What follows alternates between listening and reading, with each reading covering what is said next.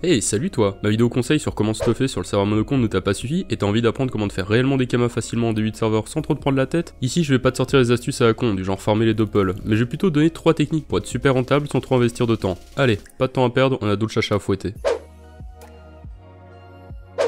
Wow, ce talent pour les transitions. Mais oui, ta richesse débutera par un élevage de chacha. Ce petit familier sera le premier que tout le monde récupérera forcément en allant farm son donjon bouffe-tout. Et comme pour tous les serveurs, tout le monde en aura rien à foutre. Et ils finiront tous dans des poubelles ou à 200 kamas à l'HDV. Eh bien, c'est le moment d'investir. Récupère-en un maximum et commence ton élevage. Tu peux nourrir ton chacha toutes les 5 heures, sachant qu'au moment où il va up de stat, tu peux le nourrir 2 fois pour accélérer le processus.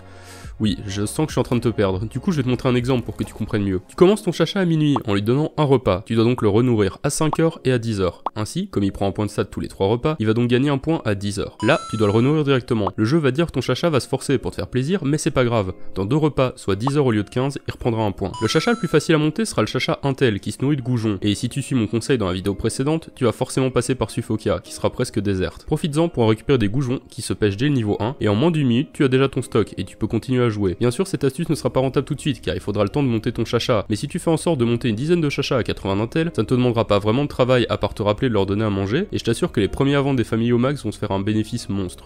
Toujours dans les familiers intéressants, je te conseille Dofus Pets. Certains des familiers sont extrêmement faciles à monter et vaudront une fortune une fois échangeables. Je cite par exemple le tofu charmant qui se nourrit de Bork et qui donne 80 en chance, le chacha mesuré qui se nourrit de Schaffer et qui donne 20 dommages R, et le tofu braquemarien qui se nourrit de Crackler mais aussi de Crackbill, juste à côté d'Astrub et qui donne 55 de puissance. Peu de joueurs vont penser à monter ces familiers, et comme il faudra attendre très longtemps pour avoir les premières dragodins intéressantes, et surtout il va falloir les XP, les gens vont sûrement préférer s'acheter des familiers déjà tout prêts pour eux. Pour les nouveaux joueurs qui ont lâché le jeu depuis un petit moment, il est temps d'apprendre à connaître les chevaliers. Ils sont débloquables une fois les 500 points de succès atteints, et il s'agit réellement d'un second personnage qui a le même niveau que ton vrai perso et qui va se battre à tes côtés. Et ici, il n'y aura pas d'IA foireuse, c'est toi qui le contrôle. Il va de soi que débloquer le sillon plus vite te permettra de farmer plus aisément, mais surtout de débloquer notre seconde astuce Kama. À peu de choses près, si tu accomplis les quêtes de monstres plus donjons depuis le donjon d'Incarnam jusqu'au donjon Scarafeuille, ce qui se fait assez facilement sans vraiment avoir besoin de stuff, tu auras déjà suffisamment assez de points pour ton chevalier. N'oublie pas les succès de découverte d'Incarnam et d'Astrub, ainsi que les doppels, pour rapidement atteindre le compte. Une fois ton chevalier en poche, on va partir sur les chasses au trésor, à partir de level 40-60, qui deviennent vraiment très rentables. D'ailleurs, tu dois avoir aisément atteint le level 40 juste en faisant les donjons de base du jeu. Beaucoup de joueurs vont se retrouver bloqués dans leur chasse au trésor, faute de stuff. À la fin de celle-ci, tu dois affronter un coffre qui te renvoie tes dégâts, et qui est pas forcément simple sans stuff. L'intérêt du chevalier, c'est que même si tu n'as pas de stuff, il tapera toujours aussi fort, et il sera capable de soloter le coffre, quel que soit le niveau, tant que tu as au minimum un point de vie de plus que lui. Surtout, n'oublie pas qu'une fois blessé, le coffre va te remettre full vie de temps en temps, donc assure-toi de ne pas te tuer tout seul, et ton chevalier fera le reste. Un bon moyen d'être un des premiers à récupérer ces précieuses roses des sables pour obtenir les galets nécessaires à de nombreux crafts. D'ailleurs, si tu as peur de perdre ton temps, il existe un site, dofussama.com, qui te permet d'entrer l'indice que tu recherches et il te donnera sa position exacte, donc clairement tu peux enchaîner les chasses en un temps record.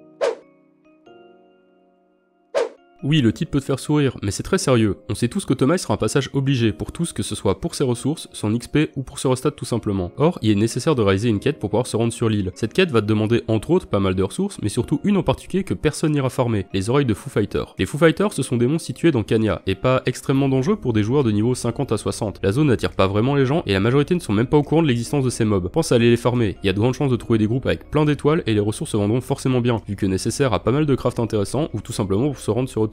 Tu comprendras que je te donne ici un exemple, mais c'est comme ça que tu vas devoir réfléchir pour te faire des kamas les premières semaines. Demande-toi ce dont auront besoin une grande partie des joueurs, et le composant ou item que personne ne va farm sans le faire exprès, donc je veux dire pas situé sur les spots d'XP connus, et n'étant pas les récompenses de succès simples à avoir. Et assure-toi de devenir le boss dans ce domaine, et c'est toi qui tireras tous les bénéfices. Ma troisième vidéo touche à sa fin, je sais pas si je tiendrai le rythme de la vidéo quotidienne jusqu'à la sortie, vu que ça me demande quand même un petit travail de montage pour vous sortir quelque chose de joli à regarder. Si tu as un thème ou des questions que tu aimerais bien que j'aborde, n'hésite pas à me le dire dans les commentaires. J'hésite à réaliser une vidéo pour répondre à toutes les petites questions si j'en reçois suffisamment. Sinon, une fois la sortie du serveur, je pense réaliser des vidéos compte rendu et pourquoi pas des interviews des premiers du leader, que ce soit en termes d'XP ou pour les artisans. Ça peut être très intéressant d'avoir leur technique et leur retour sur leur lancement. Tu connais le refrain, laisse un like et abonne-toi si tu as envie de voir plus de vidéos. Sur ce, je te dis à demain, c'était Zordiac pour vous servir. Tchuss!